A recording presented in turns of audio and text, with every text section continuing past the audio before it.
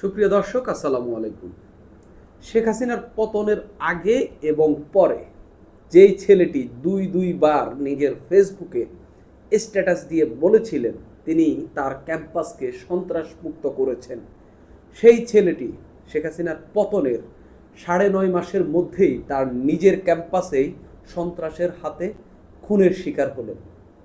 বলছিলাম শাহরিয়ার আলম সাম্যের কথা, যিনি এফ রহমান হলের ছাত্রদলের একটা পদে রয়েছে, হল শাখার ছাত্রদলের একটা পদে রয়েছে। ছেলেটি মারা গেল খুবই মর্মান্তিকভাবে, নিজ ক্যাম্পাসেই খুনের শিকার হইলেন। সব কিছুর মধ্যে এই ছেলেটির লাশ নিয়েও বিভিন্ন ছাত্র সংগঠন রাজনীতি করে যাচ্ছে। তিনি যে ছাত্র সংগঠন করতেন ছাত্রদল, তারাও রাজনীতি করে যাচ্ছে। তাদের প্রতিপক্ষ যারা রয়েছে শিবির, তারাও রাজনীতি করে যাচ্ছে। এনসিপি, তারাও এই ছেলেটির লাশ নিয়ে রাজনীতি করে যাচ্ছে। খুব বাজেভাবে একটা শিক্ষার্থী, একজন ছাত্র রাজনীতিবিদ, একজন শিক্ষার্থী, তিনি তার ক্যাম্পাসে হত্যাকাণ্ডের শিকার হইলেন। তার বিচার এবং তাকে কিভাবে ভালোভাবে দাফন করা যায় এবং তার বিচার কিভাবে চাওয়া যায় এবং অপরাধীদেরকে কিভাবে দ্রুত ধরা যায়, এইসব বিষয় নিয়ে কারোই মাথা ব্যথা নেই। তার লাশটা নিয়ে সবাই সম্মিলিতভাবে অপরাজনীতি করে যাচ্ছে। কিভাবে? প্রথমে আসি তার দলের কথা। ছাত্রদল এই সাম্য হত্যাকাণ্ডের পরেই ছাত্রদলের পক্ষ থেকে ফেসবুকে সরব যে হচ্ছে এটা শিবির করেছে। ছাত্রদলের কেন্দ্রীয় নেতারা রাকিব, নাসির আর অন্যান্য যারা রয়েছেন সবাই মিলে একেবারে ভিসি এবং প্রশাসনের অন্যান্য প্রক্টর, অন্যান্য সবাইকে দায় দিয়ে দিলেন এবং প্রশাসনকে এটার জন্য তারা পদত্যাগও দাবি করলেন। শেষ পর্যন্ত প্রশাসন এই ভিসির ভবনের সামনে তারা মিছিলও করলেন। অর্থাৎ তারা বলতে চাচ্ছেন প্রশাসনের কারণে তিনি মারা গেলেন। এখন ছাত্রদল কেন হচ্ছে ভিসি এবং হচ্ছে এই প্রশাসনের বিরুদ্ধে লাগলো? মনে করা হয়ে থাকে এখানে যিনি উপাচার্য রয়েছেন, উপাচার্য তিনি জামাতপন্থী, এজন্য তাকে টাইট দেওয়ার জন্য সাম্যের লাশ নিয়ে তারা এই ভিসিকে এক ধরনের টাইট দিয়ে যাচ্ছে। এটা হইল একটা কথা, ছাত্রদলের পার্সপেক্টিভ এটা। এবার আসেন শিবিরের কথা। শিবির শুরু থেকেই, ছেলেটি মারা যাওয়ার পরই শিবিরের পক্ষ থেকে অনলাইনে ব্যাপকভাবে প্রচার চালানো হচ্ছে যে সরোয়ার্দির যেই গেটে এই শিক্ষার্থী বা সরোয়ার্দি উদ্যানে এই ছেলেটি সাম্য হত্যাকাণ্ডের শিকার হয়েছেন, সেখানে যে ভ্রাম্যমাণ দোকানগুলো ছিল, তারপরে সেখানে যে পকেট গেট বা যে গেট রয়েছে, এগুলো বন্ধ করার জন্য দীর্ঘদিন ধরে প্রশাসন চেষ্টা চালাচ্ছে। একটা ছাত্র সংগঠন নাকি দেয় নাই, সেটাও ছাত্র দলের দিকে ইঙ্গিত করেছে। এখন এই যে এই দোকানগুলো, এখানে বহিরাগতদের আড্ডা বন্ধ করতে যে দেয়নি, তার কারণেই হচ্ছে এই হত্যাকাণ্ডটা ঘটেছে। অর্থাৎ এখানে যে ভ্রাম্যমাণ দোকানগুলো রয়েছে এবং এখানে যে মানুষের ব্যাপক পরিমাণ জমায়েত হয়, মানুষ যে আসা যাওয়া করে এর মধ্য দিয়ে, এবং এখানে নানা ধরনের গাঁজা টাজাও খাইতে অনেক মানুষ যায়, তো সেটাকে মিন করে তারা বলার চেষ্টা করছে যে এর মধ্য দিয়ে সন্ত্রাসীরা আইসা এখানে এই হত্যাকাণ্ড ঘটিয়েছে। এনসিপির টোনও প্রায় একই। সার্জিস আলম তো বিশাল লম্বা এক স্ট্যাটাস দিয়েছে, তিনি মোটামুটি সেখানে টিএসসিতেও হচ্ছে বহিরাগতদেরকে প্রবেশ করতে যেন না দেয় সেজন্য প্রশাসনের প্রতি অনুরোধ জানিয়েছেন। তবে এখানে যেটা স্পষ্ট, এনসিপি আর শিবিরের টোন প্রায় মিলে যাচ্ছে। এখন এই মিলে যাওয়াটা কেন, এটা একটু দেখি। কয়েকদিন আগে যে আওয়ামী লীগের নিষিদ্ধের দাবিতে শাহবাগে আন্দোলন করলো এনসিপি, শিবির, ইনকিলাব মঞ্চ, অনেক আরও ছাত্র সংগঠন আইসা সেখানে করলো, তারা একটা আন্দোলন করলো। 3 দিনের আন্দোলনের পর তারা ফসল নিয়ে ঘরে ফিরছে, আওয়ামী লীগকে নিষিদ্ধ করে দিয়েছে। এরপরে মাহফুজ আলমের স্ট্যাটাসকে কেন্দ্র করে এনসিপির মধ্যে এবং শিবিরের মধ্যে দ্বন্দ্ব তৈরি হয়েছে।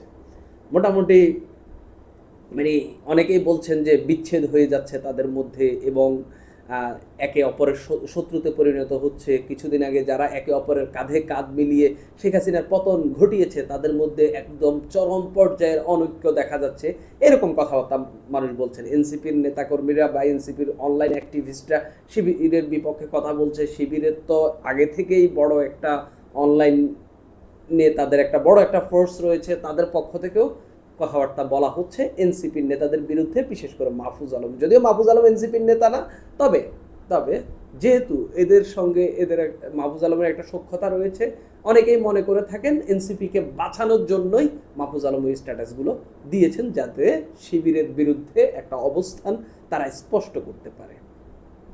সেই জায়গা থেকে এখন বলা হচ্ছে আবার দুইটা এক হওয়ার জন্য তারা একে অন্যের পক্ষে কথা বলছে। এই হইল সাম্যের লাশটা নিয়ে এই তিনটা রাজনৈতিক দলের অবস্থান। এই যদি অবস্থা, যে মারা গেছে সে জীবিত থাকলে সে নিজেও লজ্জা পাইত।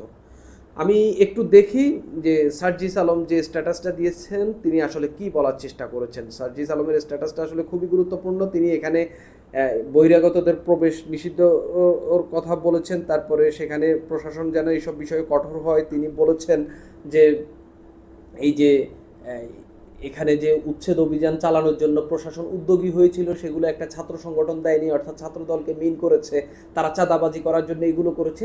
তিনি নানান কথাবার্তা বললেন। শেষ দিকে আইসা তিনি বললেন যে আমার যে কোনো একজন ভাইয়ের হত্যা তো হওয়া তো দূরের কথা, তাদের গায়ে অনাকাঙ্ক্ষিত একটা আঘাতও আমরা প্রত্যাশা করি না। আমাদের কিন্তু বিশ্ববিদ্যালয় প্রশাসনকে তাদের কাজগুলো করতে দিব না। নিজেরা বিশ্ববিদ্যালয়ের পরিবেশ নষ্ট করার জন্য অবৈধ দোকান বসাবো, মাদকের ব্যবসা চালাবো, চাঁদাবাজি করব, বহিরাগত নিয়ে আসার যাবতীয় আয়োজন করব, আর কোনো একটা প্রত্যাশিত ঘটনা ঘটলে বিশ্ববিদ্যালয়ের ভিসি প্রক্টরের পদত্যাগ চাইব। এসব দ্বিচারিতা বন্ধ করতে হবে। তিনি স্পষ্টত ছাত্র দলকে মিন করেছেন। তিনি বলছেন বিশ্ববিদ্যালয় প্রশাসনকে কাজ করতে দেওয়া হয়নি। ছাত্রদল যে অভিযোগটা তুলছে যে প্রশাসন ক্যাম্পাসে নিরাপত্তা বজায় রাখতে পারেনি এবং ক্যাম্পাসটাকে নিরাপদ রাখতে পারেনি, তাদের নেতা মারা গেছে, তাদের জায়গা থেকে তারা একটা দাবি তুলেছে, একটা প্রশাসনের দিকে এক ধরনের আঙুল তুলেছে। সার্জিস আলম স্পষ্টত সেটাকে আড়াল করে, প্রশাসনের দায়টাকে আড়াল করে নিয়ে ছাত্র দলের উপর দায় দিয়ে দিলেন। এই চলছে রাজনীতি। এবং ছাত্রদল যে এই ভিসি প্রক্টরের যে পদত্যাগ দাবি করছেন সেটাকেও তিনি বলছেন অপ্রত্যাশিত ঘটনা ঘটলে বিশ্ববিদ্যালয়ের ভিসি প্রক্টরের পদত্যাগ চাইব, এসব দ্বিচারিতা বন্ধ করতে হবে।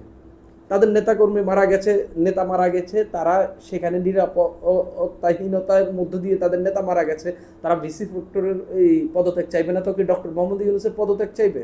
বলেন তো, খুলনা কুয়েটে কেন ভিসি পদত্যাগ করতে হইলো? ভিসিকে কেন সরাইতে হইলো? সেখানে তো কেউ মারাও যায়নি। বরিশাল বিশ্ববিদ্যালয়ে কেন ভিসি সরতে হলো? সেখানে তো কেউ মারাও যায়নি। আপনার ক্যাম্পাসে যা কিছু ঘটবে সর্বোচ্চ প্রশাসককে এটার দায়িত্ব নিতেই হবে। যে কোনোভাবে, যতভাবেই আপনি আড়াল করেন, যতভাবেই আপনি ভিসিকে রক্ষা করার চেষ্টা করেন, এটা কিন্তু হয় না। সেখানে যদি কোনো শিক্ষার্থী হতাহতের শিকার হয়, এটার দায়িত্ব কিন্তু ক্যাম্পাসের প্রশাসনকে নিতেই হবে যে কোনোভাবেই।